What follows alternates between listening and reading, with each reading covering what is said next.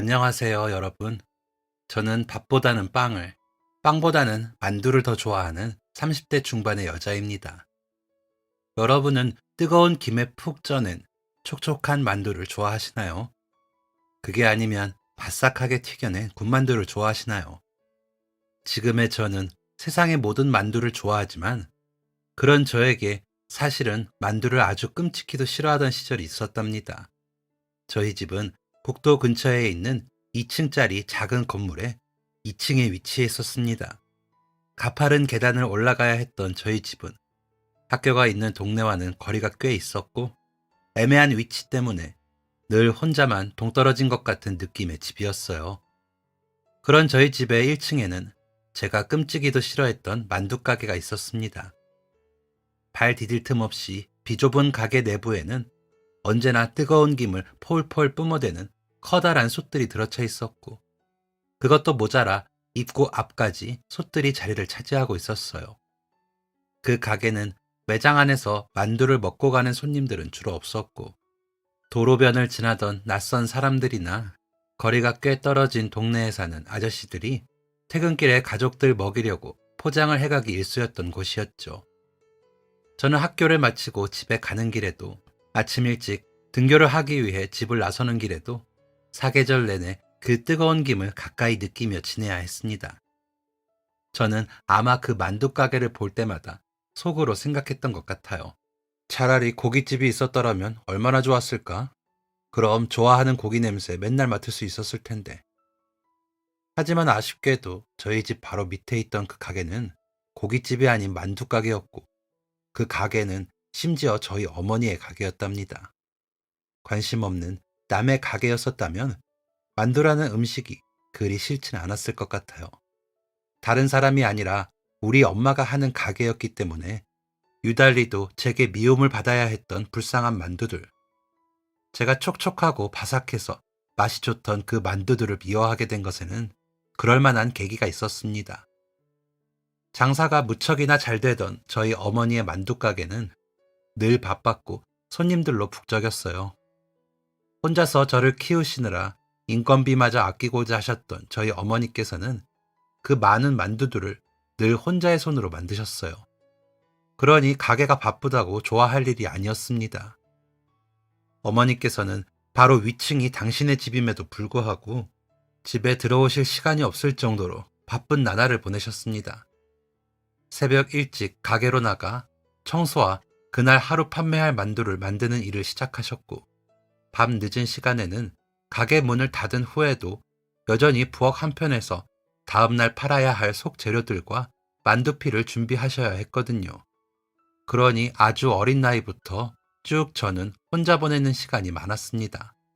팔다 남은 만두를 머리에 이고 가파른 계단을 올라와 어머니를 기다리다 지쳐 반쯤 잠든 저를 깨워 제 입에 넣어주시던 어머니의 손은 늘 쭈글쭈글 불어 있었어요.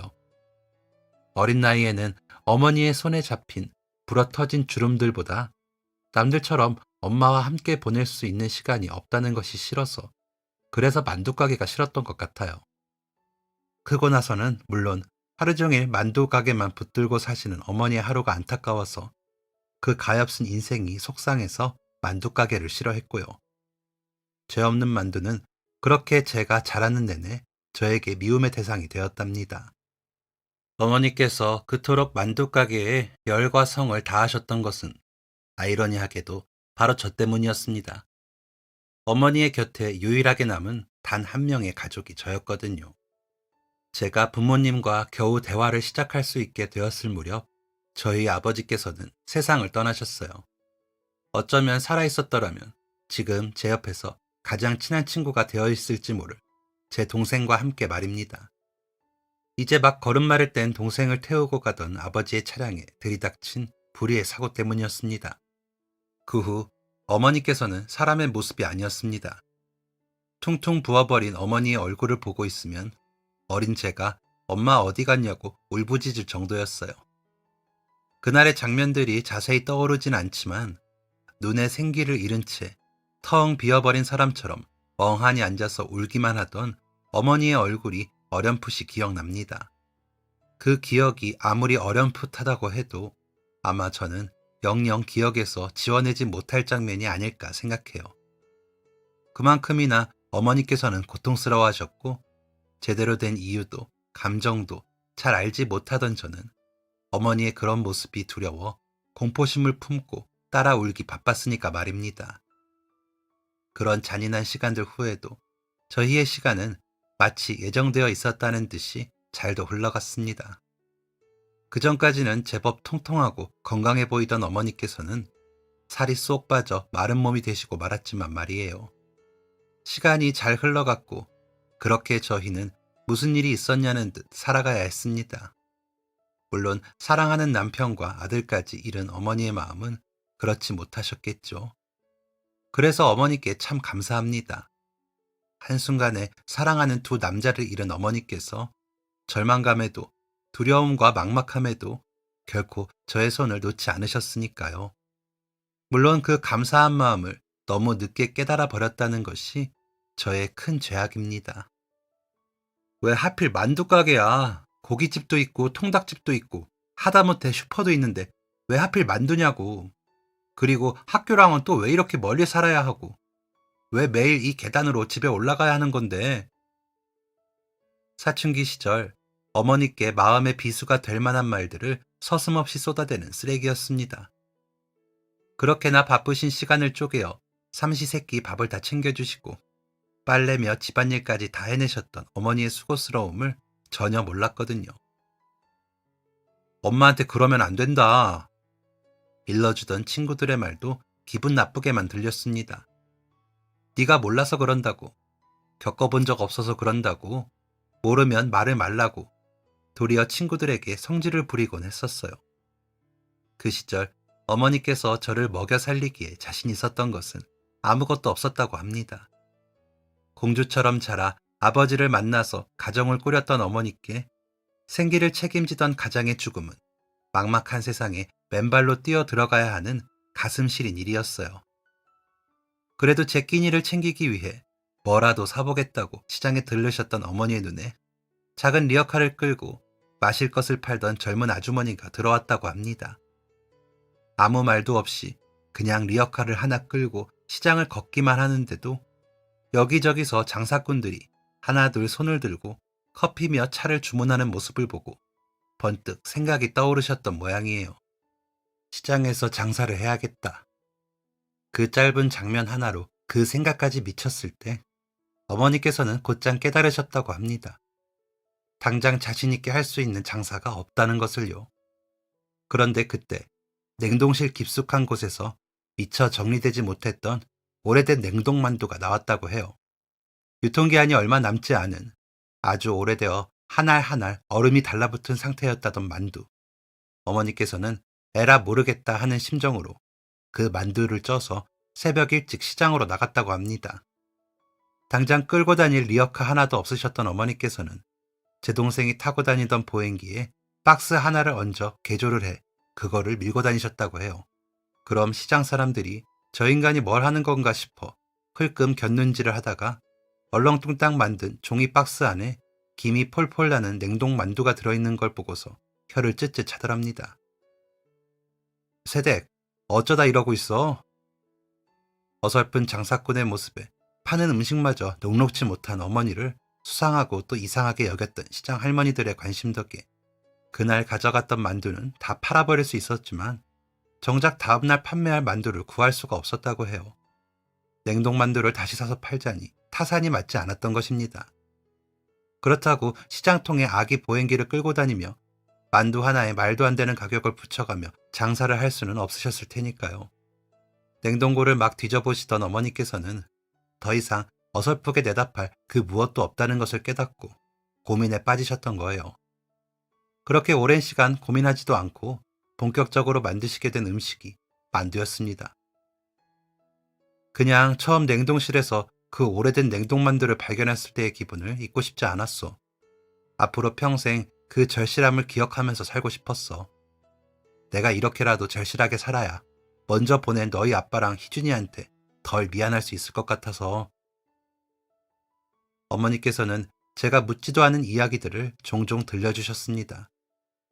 고등학생 때는 늦은 시간 가게 주방에서 혼자 재료 손질을 하시는 어머니가 안쓰러워 저도 내려가서 그 일을 함께하곤 했었거든요.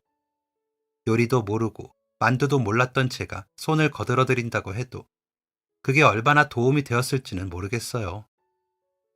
엄마가 고생하시는 건 다 나를 키우기 위해서다. 라는 것을 너무나도 잘 알고 있었지만 이상하게 어머니께서 만드시는 만두는 입에 대기도 싫었습니다.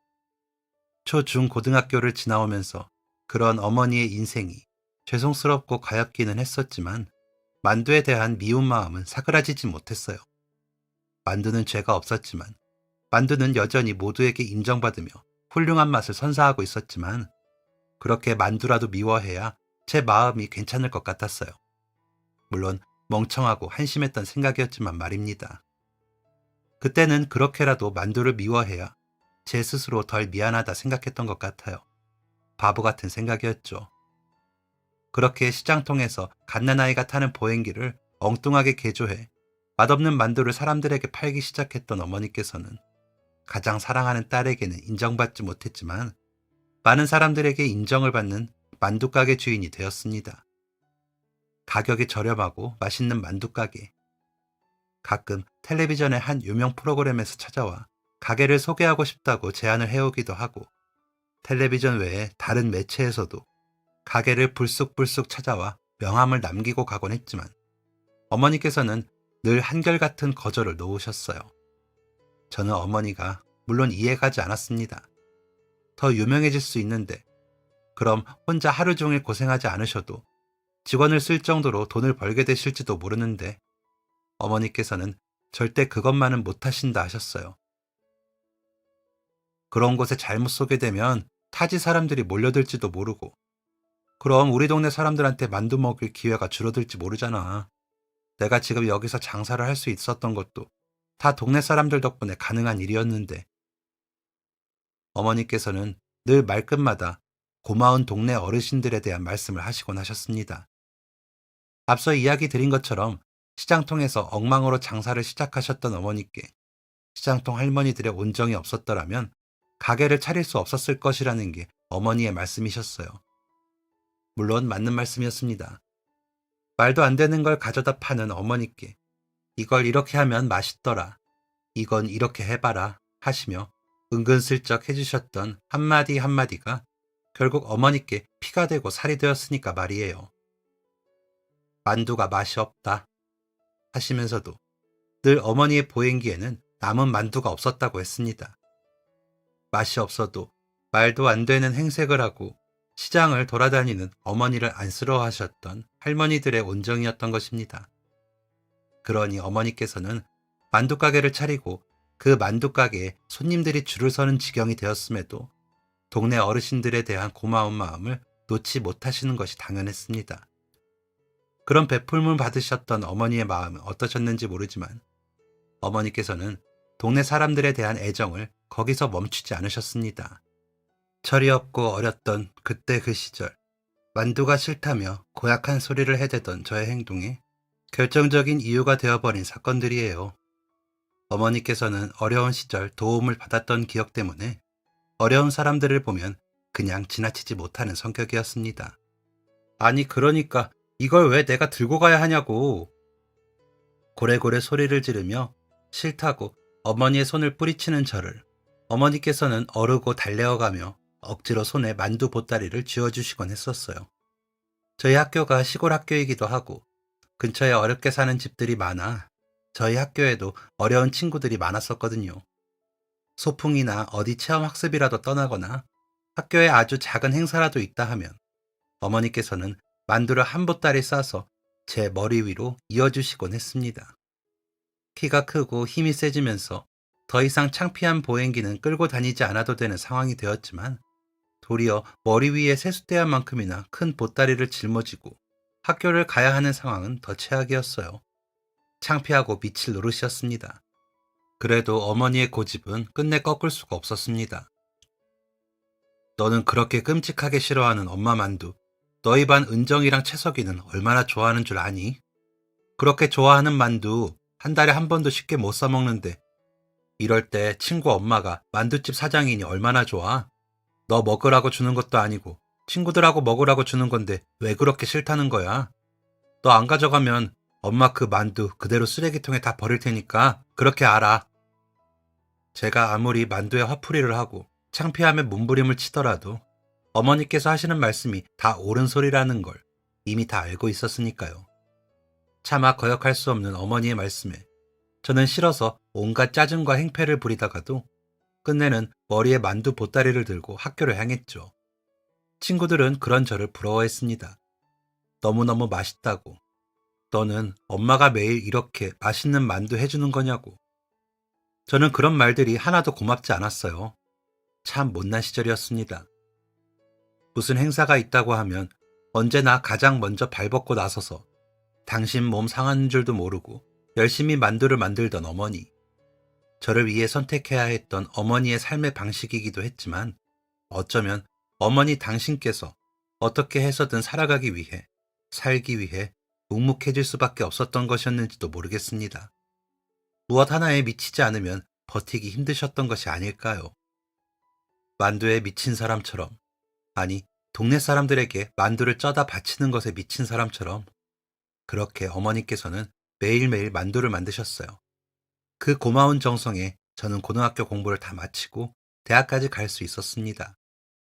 한 살 한 살 나이를 먹으며 어머니의 일에 누구보다 진심으로 손발이 되어드리긴 했었지만 어쩐지 그 만두만큼은 맛있게 먹을 수가 없었어요.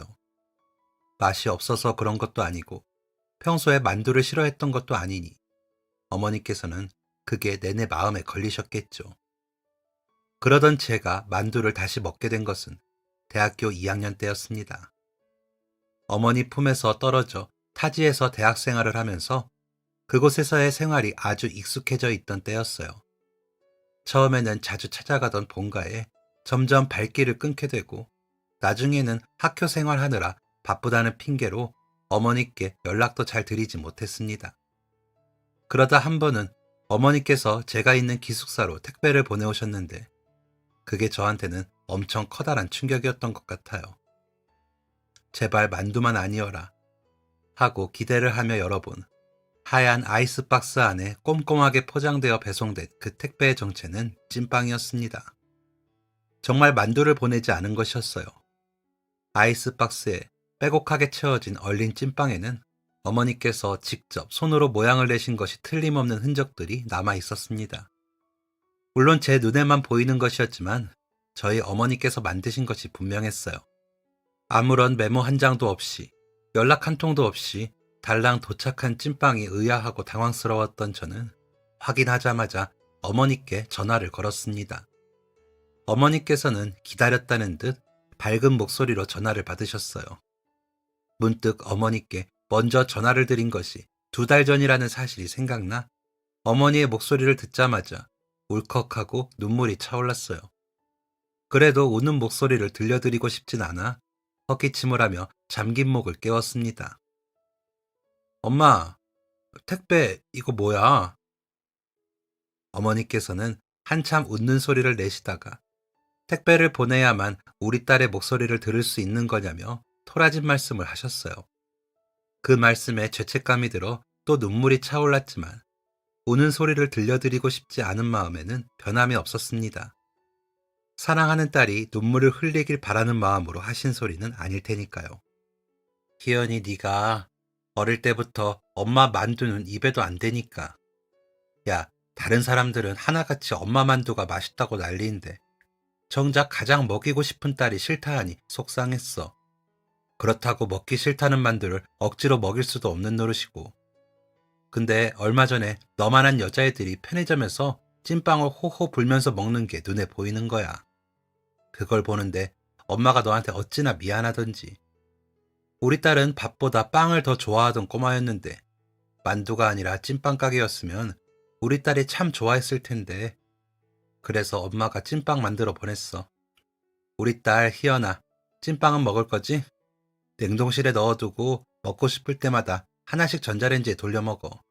친구들이랑 나눠 먹어도 좋고. 우리 공주 입맛에 맞을지 모르겠다. 밥보다 빵을 좋아하던 딸이었다고. 제 또래 여자애들이 찐빵을 먹는 걸 보며 저를 떠올리셨을 어머니를 생각하니 눈물을 참을 수가 없었습니다. 그냥 만두 주시는 대로 맛있게 잘 먹을 걸. 별것 아닌 걸로 어머니께 온갖 히스테리를 부렸던 제 자신이 너무너무 미웠습니다. 이제 만두가 아니라 제 자신이 가장 미운 존재가 되었어요. 참지 못하고 흑흑거리는 우는 소리를 내니 전화 너머 어머니의 목소리에도 물기가 서리는 것이 느껴졌습니다. 무슨 일이 있느냐고, 학교 생활이 힘드냐고 물어오시는 어머니께 더 미루고 싶지 않은 진심을 전했습니다. 엄마, 나 사실 엄마 만두 맛있었어. 미안해. 이상한 걸로 고집 부려서. 보내주신 건 친구들이랑 맛있게 나누어 먹을게. 우리 엄마가 만든 거라고 자랑도 많이 할게. 미안해, 엄마. 못난 딸 때문에 상처 많이 받았지? 울면서 뒤늦은 진심을 전하는 저의 질문에 어머니께서는 끝내 대답을 하지 못하셨습니다. 한참 아무 말도 없이 계시는 전화기 너머 어머니의 표정이 어떨지 생각하니 가슴이 미어졌어요. 왜 그랬을까요? 저는 정말 왜 그랬던 걸까요? 죄 없는 만두를 미워한 게 아니라 이유 없이 어머니를 힘들게 했던 제가 미웠습니다. 어머니께서는 손님이 오셨다며 서둘러 전화를 끊으셨고 저는 한참이나 어머니와 통화를 하던 그 자세 그대로 아무것도 하지 못하다가 서둘러 찐빵을 꺼내어 데워대기 시작했습니다. 기숙사에 딸랑 하나 있던 전자레인지를 수십 번 돌리고 나니 어머니께서 보내주신 찐빵을 다 데울 수 있었어요. 그 옛날에 하던 것처럼 따뜻하게 데워진 찐빵들로 가득 채운 아이스박스를 머리에 이고 친구들을 찾아갔습니다.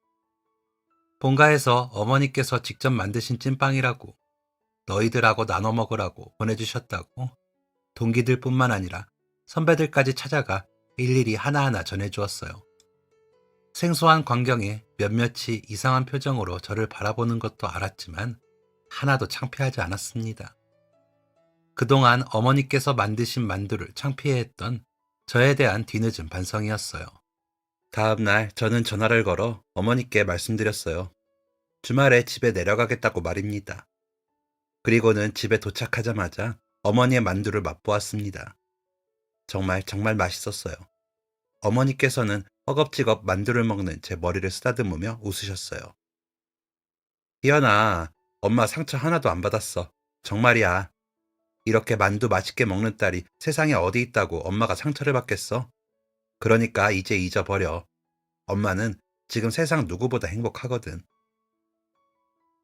늘 고생하시던 어머니를 행복하게 만들 수 있는 사람은 세상에 나 하나뿐임을 미처 알지 못했습니다. 다 떠나고 유일하게 세상에 존재했던 어머니의 행복은 다름 아닌 저였음을 너무 늦게 깨달았습니다. 수년 동안 어머니께서는 그걸 알지 못하는 저를 보며 얼마나 힘들고 아프셨을까요? 만두를 먹는 딸을 보며 세상 누구보다 행복하다고 웃어 보이는 어머니께 그동안 저질렀던 끔찍한 불효를 씻어내고 싶었어요. 비록 학생이라는 신분에 수중에 돈도 없고 화려한 효도는 꿈도 꿀 수 없었죠. 그래서 제가 해드릴 수 있는 것 중에 어머니께서 제일 좋아하실 만한 일이 무엇인가를 고민했습니다. 그리고 그렇게 다시 기숙사로 돌아가는 날, 새벽부터 어머니를 깨워 만두를 쪄달라고 졸라댔어요. 몇 개 쪄줄까? 묻는 어머니께 30개를 쪄달라고 말씀드리니 깜짝 놀라시더군요.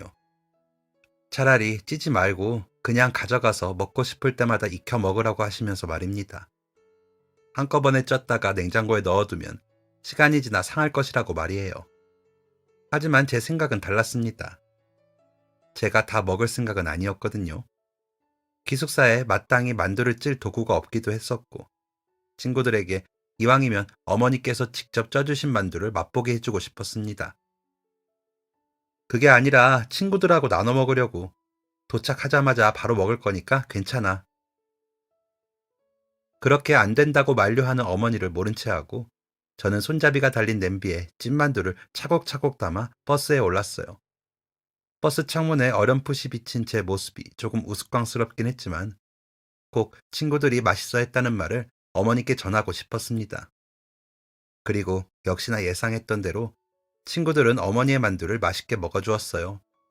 그 후 저는 시간이 나지 않아도 시간을 만들어서 본가로 내려갔습니다. 어머니와 함께 하루 종일 만두 가게에 붙어 있어야 했지만 그런 시간들이 저희 두 모녀에게 얼마나 소중한 시간인지를 깨달았지요. 그렇게 대학을 졸업하고 회사에 취업을 하고 난 후에도 저희 모녀의 일상에는 큰 변화가 일어나진 않았습니다. 주말이면 두 번에 한 번꼴로 본가에 내려가 가게 일을 도우며 어머니와 시간을 보냈고, 어머니께서는 이제 직원이라도 구하시는 게 어떻겠느냐는 저의 말을 묵살하시고 여전히 혼자 가게를 꾸려가고 계셨죠. 그렇게 평범하고 잔잔했던 일상의 평화가 깨진 것은 불시에 찾아온 교통사고 때문이었습니다. 새벽에 걸려온 전화에 예감이 좋지 않아 불이 나게 받았더니 병원이라고 하더군요. 어머니께서 교통사고로 병원에 계신다고 상황이 좋지 못하다는 전화였습니다. 잠옷 차림 그대로 옷을 갈아입을 생각도 하지 못하고 택시 기사님께 사정을 해 고향으로 달려갔습니다. 새벽녘 낯선 병원의 풍경 속에서 의식 없이 누워 계시는 어머니를 보았을 때 정말 하늘이 무너지는 것 같았어요. 어떻게 된 상황인지, 어쩌다 그렇게 되신 건지 상황을 채 정리하기도 전에 어머니의 수술 동의서에 사인을 해야 했습니다. 무엇보다 어머니께서 다시 눈을 뜨는 것이 가장 중요했어요. 그리고 가혹하게도 세상은 저의 간절한 기도를 들어주지 않았고 어머니께서는 그렇게 하늘나라로 가버리셨습니다. 너무나도 갑작스럽고 믿기지 않는 일이었습니다. 전날 저녁까지만 해도 어머니와 통화를 하며 목소리를 들었습니다. 그런데 채 하루도 지나기 전에 그런 일이 일어나다니 받아들이기 힘들었어요. 그래서 하늘에 대고 원망도 많이 했습니다. 아버지와 동생을 교통사고로 데려간 것도 모자라 어머니까지 교통사고로 눈을 감게 하시는 거냐고. 대체 우리 가족에게 왜 그러는 거냐고 말이에요. 그리고 못난 생각일지 몰라도 어머니의 장례를 다 치르고 다시 제 자취방으로 돌아가는 길에 제 몸을 실은 버스에서 생각했었어요. 그냥 이대로 부모님과 동생이 그러하셨던 것처럼 저도 교통사고로 이 세상을 떠날 수 있으면 참 좋겠다고 말입니다. 힘든 시간은 계속되었습니다. 회사 일도 손에 잡히질 않았고요. 주변에서는 그런 제게 휴가를 쓰는 것이 어떻겠느냐고 권했습니다. 정말 그렇게 잠깐 쉬고 오면 모든 것이 괜찮아질까? 어쩌면 저는 제 자신에 대한 자신이 없었던 것 같습니다. 휴가를 내고 시간을 갖는다고 해도 어머니를 다시 볼 수 없다는 현실 앞에 괜찮을 수가 없을 것 같았어요. 가장 많이 들었던 생각은 어머니께서는 떠나시고 없는 곳이라도 함께 살았던 그 집에 간다면 어떨까 하는 생각이었어요. 그러면 괜찮을 것 같았습니다. 억지로 끼워 맞춘 듯한 2층짜리 작은 건물 한 채. 어머니께서 남기고 간 유산이었으니까요. 그래서 깊은 고민도 하지 않고 회사에 사표를 냈습니다. 어머니께서 떠나고 나신 후에야 떠나온 길을 되돌아 집으로 돌아갈 결심을 선 것이었죠. 후회는 하면 할수록 늘어나겠지만 떨어진 곳에서 하는 후회보다 집으로 돌아가는 것이 더 옳은 일 같았습니다. 당장 무너질 것 같은 제 정신에도 그게 좋을 것 같았고요. 고향으로 돌아가겠다는 저의 말에 아무도 저를 말리지 못했습니다. 아마 많은 사람들이 저의 심정을 헤아려 주었던 것 같아요. 너무 이른 나이에 너무 갑작스레 세상을 떠난 어머니를 충분히 그리워할 시간도 필요했습니다. 아버지와 동생이 떠났을 때 어머니께도 그런 시간이 필요하셨으리라 생각을 하면, 그럼에도 그렇게 치열하게 사셔야 했던 것이 오직 저를 위함이었다고 생각을 하면 가슴이 찢어졌습니다. 저는 그렇게 집으로 돌아가 오랫동안 어머니의 흔적을 치우지 않고 어머니를 그리워했습니다. 금방이라도 현관문을 열고 제 이름을 부르며 들어오실 어머니를 상상하면서 말이에요. 그러다 다시 정신을 차려야겠다는 생각에 고민에 빠졌어요. 그동안 일하며 모은 돈으로, 어머니께서 남기고 간 피와 땀이 묻은 돈으로 이 동네에서 무엇을 할 수 있을지를 말이에요. 만두 가게를 계속 이어가 보고 싶은 마음이야 굴뚝 같았지만 용기가 나질 않았습니다. 어머니만큼이나 정성스레 맛있는 만두를 만들어낼 수 있을지 자신이 없었거든요. 그래서 가게의 위치적 특성을 고려하여 편의점을 차리게 되었어요. 어머니께서 장사를 하시던 1층 그 자리에 말이에요. 장사가 잘 될지 모르지만 그래도 만두가게를 할 때에는 도로를 지나가던 차들이 멈춰서서 요깃거리를 사던 위치였으니 편의점이라면 장사가 잘 되지 않을까 하는 생각이었습니다. 그렇게 어머니의 만두가게를 편의점으로 바꿔서 장사를 하고 있던 지 한 달째 되던 날이었습니다. 조용하던 편의점의 문이 열리고 한 아저씨가 쭈뼛쭈뼛 가게를 둘러보며 들어왔어요. 그리고는 무척이나 당황한 듯한 얼굴을 하고서 제게 물었습니다.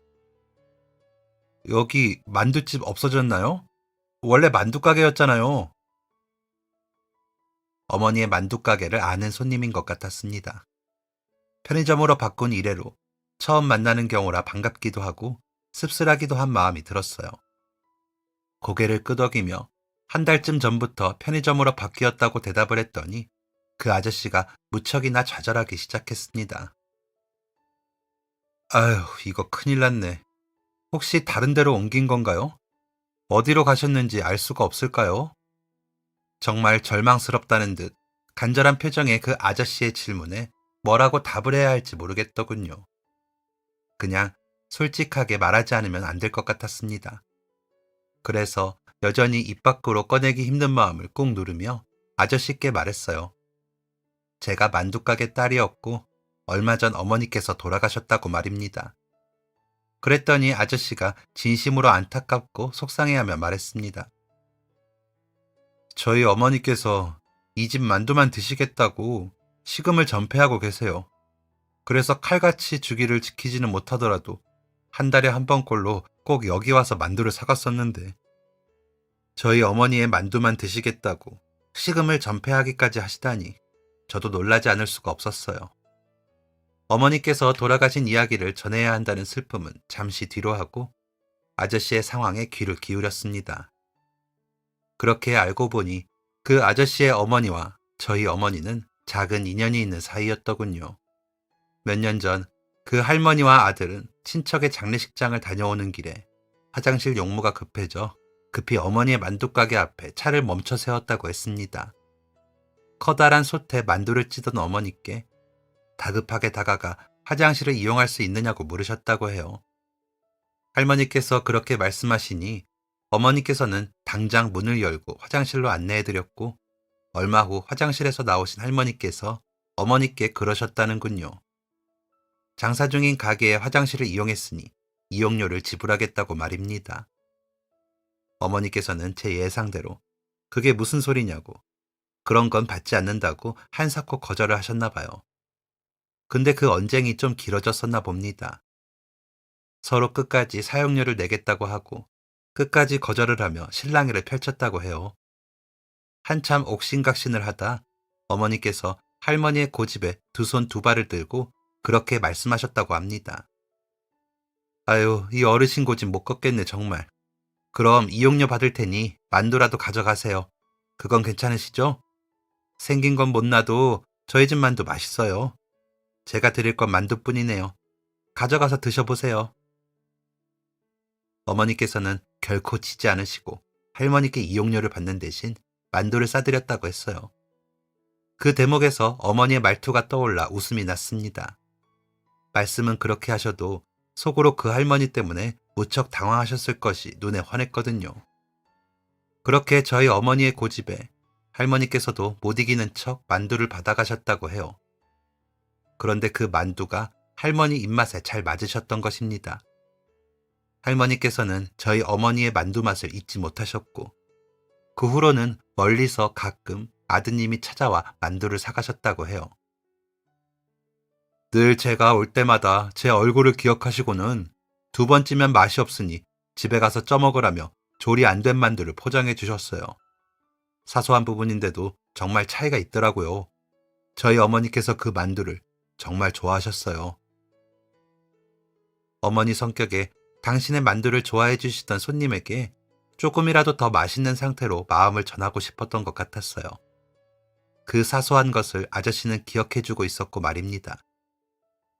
그 할머니와 어머니 사이에 있었던 그런 사연을 들으니 차마 그 아저씨를 그냥 돌려보낼 수가 없었습니다. 만두를 가져가실 수 있도록 해드리고 싶었어요. 어머니 손맛이 날지는 모르겠지만 제가 한번 만들어 드릴게요. 겁도 없이 그 할머니를 위해 직접 만두를 만들어 보겠다고 선언하고 말았습니다. 내일 다시 오시겠어요? 편의점을 교대자에게 인수하고 시장을 봤습니다. 집으로 돌아와 그간 어머니를 도와 만두 소며 피를 함께 만들었던 기억을 더듬고 어머니의 오래된 수첩에 적힌 상세한 레시피를 읽어내려가며 느리지만 만두를 만들기 시작했어요. 만들면서 먹어본 만두에는 제가 아는 어머니의 손맛이 느껴지지 않는 듯 했어요. 다음날 다시 편의점으로 찾아온 그 아저씨께 만두를 전달하며 솔직하게 말씀드렸죠. 최대한 어머니께서 하신 대로 토시 하나 틀리지 않고 해보긴 했는데 어떨지 모르겠어요. 그 손맛이 날지.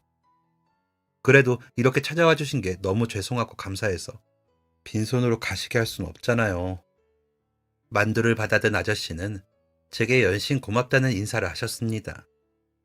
다른 사람도 아니고 사장님의 딸이 직접 만든 만두라는 걸 할머니께 전하면 분명 좋아하실 거라고 말이에요. 그 일이 있은 후 한 달이 얼마나 길게 느껴졌는지 모릅니다. 과연 그 아저씨가 다시 저희 가게를 찾아주실지 궁금했거든요. 그런데 정말 놀랍게도 정확히 한 달 뒤에 그 아저씨가 다시 편의점을 찾아주셨습니다. 일부러 정확하게 날짜 맞춰서 왔어요. 저희 어머니께서 만두 맛이 그대로라네요. 진짜 맛있대요. 저로서는 그 말씀이 그렇게 달콤하지 않을 수 없었습니다. 세상 가장 사랑했던 어머니와 같은 손맛을 낼 수 있는 사람이 나라는 것이 말이에요. 그리고 잊지 않고 찾아와 주신 그 할머니의 아드님께 감사한 것도 있었고요. 그렇게 저는 그 손님만을 위해 한 달에 한 번씩 만두를 만들어 보내기 시작했습니다. 오직 그 손님만을 위해서였습니다. 그게 꼬박 2년이라는 시간이었네요. 물론 돈은 받지 않았습니다. 억지로라도 손에 돈을 쥐어주려고 하시는 그 아저씨께는 이렇게 말씀드렸어요. 돌아가신 어머니 만두를 이렇게 기억하고 찾아와 주시는 것만으로도 저는 충분히 감사해요. 이렇게 감사한 분께 제가 돈을 왜 받겠어요? 덕분에 저도 만두를 만들면서 어머니 생각을 다시 하게 될 수 있었어요. 그렇게 어머니의 진심을 담아 제 손으로 만두를 만들어 드린 지 2년 만에 할머니께서 눈을 감으셨다는 소식을 전해 들었습니다. 갑자기 발길이 끊기면 맛이 없어 그런가 하고 오해라도 하실까봐 찾아왔어요. 만들어주신 만두는 여전히 맛있지만 저희 어머니께서 얼마 전 별세하셨어요. 그래서 한 번도 얼굴을 뵌 적이 없는 할머니의 부고 소식에 왜 제 마음이 뭉클했는지 모르겠어요. 어머니 생각이 미친 듯이 들었습니다. 그래서 그렇게 한참 슬픈 마음에 위로의 말씀을 전하는데 그 아저씨가 불쑥 부탁할 일이 하나 더 남았다고 말했습니다. 알고 보니 할머니께서는 저희 가게와 멀리 떨어진 어느 지역에서 꽤나 알아주는 유지였다고 합니다. 그래서 할머니께서 가진 건물 중에 하나를 제게 주고 싶다고 하시더군요. 얼굴은 못 봤지만 2년이나 신세를 졌다고요. 최근 들어 관광객들이 자주 찾는 유명한 해변가였습니다. 물론 저는 한사코 사양했습니다. 그렇게 큰 건물을 덥석 받는 것도 웃기다고 생각했기 때문이었어요. 그런데 그 아저씨가 정말 끈질기게 저를 찾아왔습니다. 포기를 모르는 사람 같았어요. 그리고는 말이라도 한번 끝까지 들어봐 달라는 아저씨의 입에서 저를 이러지도 저러지도 못하게 한 말이 나오고 말았습니다.